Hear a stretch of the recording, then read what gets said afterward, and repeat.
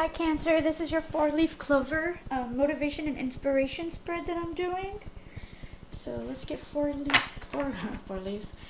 cards for Cancer.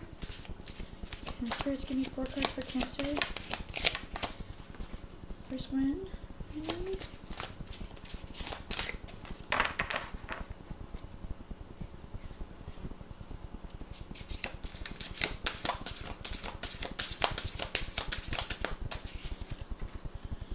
Oh my goodness, we just have 4 of them jump at me. Okay, I'll take this 4. Okay, so let's see. So for card number 1, it's hope. What most inspires hope? For card number 2, it is what areas in need of faith at this time. And you actually got faith. And number 3 is ways in which you could be more open to the exchange of love and connection. And you got enchantment. And number 4, how grace manifests in your present circumstances. And you got healing. So for number 1, you got expression. What most inspires hope is expression. So let's see what it says.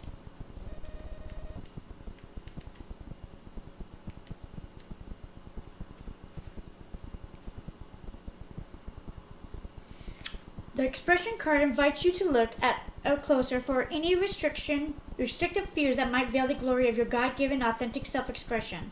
Verbal communication is just one aspect of self-expression. When words fail, there are many ways to interact with the world. Find your voice and innovate new ways to do things. Through the creative arts, the way you dress, or how you relate to others and the world around you.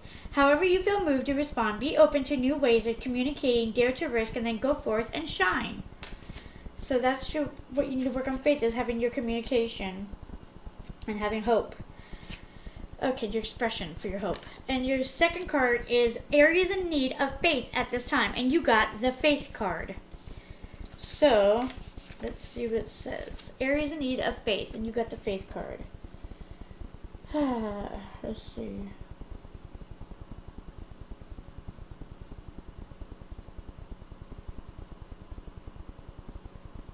There are times when we too feel like we're in the shadows of unknowing, when our faith in the divine purpose has been shaken by suffering, sadness, and fragility of our humanness.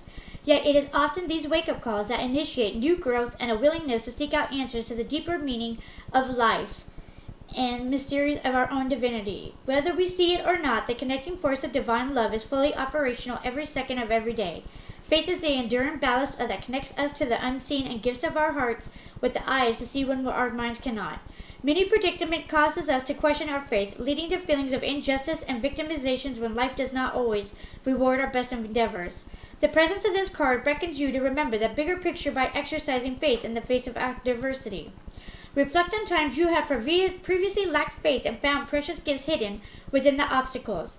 You may also notice how your faith was rewarded even though you could not see it at that time. Hindsight can unearth valuable lessons and show how the higher power is revealed to us because of life's challenges and not in spite of them. And for number 3, it's ways in which you can be more open to the exchange of love and connection, and you got enchanted. So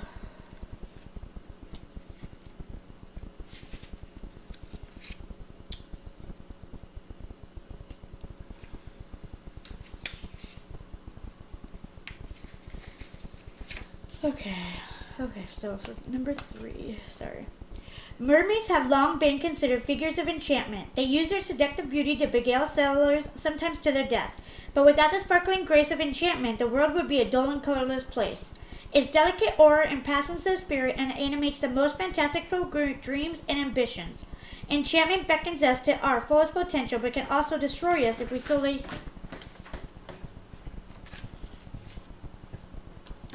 to live in the shadow of its spell. Is this siren showing you some new way of seeing, or is she warning of a rocky shores which her light does not illuminate?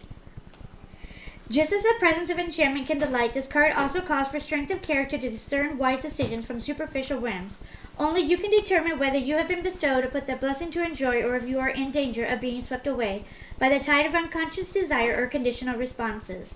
If you feel safe within the spell of enchantments, go ahead and dive in and explore. But if you're unsure, remember the far-sighted lighthouse and think of the plight of those unfortunate sailors and keep your feet firmly rooted on the ground. And for your 4th card, it is, let's see, how grace manifests into your present circumstances, and you got the card healing. Let's see.